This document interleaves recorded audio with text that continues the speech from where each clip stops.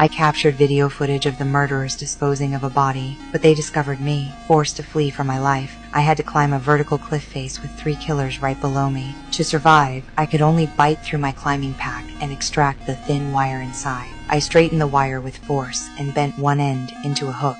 I tried to support my body with my feet while extending the prepared wire, attempting to hook a climbing rope 3 meters away. My efforts weren't in vain. The wire finally caught the rope, but the danger wasn't over. I slowly pulled the wire back and finally grasped a corner of the climbing rope. This was only the first step to my survival. Gripping the rope, I rhythmically swung my body, using momentum to propel myself onto a protruding ledge of the cliff. I finally succeeded, but the crisis persisted. I spotted a tent left above and, using the rock climbing techniques I'd learned, managed to climb onto a large boulder. Then things got worse. The 3 killers had reached a position directly above me, searching for any trace of my whereabouts. Though their view was obstructed, after calculating the time, they realized I was directly below them. I knew I'd been exposed and couldn't continue climbing. The killers above proposed a deal. If I handed over the evidence of their murder, they'd spare my life. The killer had his accomplice pass him a rope, which he threw down directly. I understood clearly that even without the video evidence, I was an eyewitness. They would definitely kill me to silence me. He attached a piece of paper to the rope. Seeing the rope move, the 3 thought I had compromised. When they pulled the rope up and opened the note, I heard the killer's furious voice. I allowed myself a long-awaited smile. Seeing the tent before me was still usable, I took out the only climbing cam from my pack and wedged it into a rock crevice overhead, then hung the tent on it. Only after confirming it was secure did I dare attempt to crawl inside. Just when I thought I could get a good night's sleep, the killers started causing trouble again. They worked together to lift a 300-pound backpack and threw it straight down the precipice, knocking me out of the tent. I used all my strength to keep from falling, supporting my body with my feet. But the stone-filled backpack attacked again. To save my life, I could only hold tightly onto the backpack. The rope plummeted rapidly. The killer above realized his opportunity had come and urgently told his companion to release the rope. He immediately drew his dagger and cut the rope direct. Fortunately, I reacted quickly and grabbed onto a rock, but the life-saving backpack fell off the cliff. Without time to think, relying on pure instinct, I made it back to the large boulder. At this moment,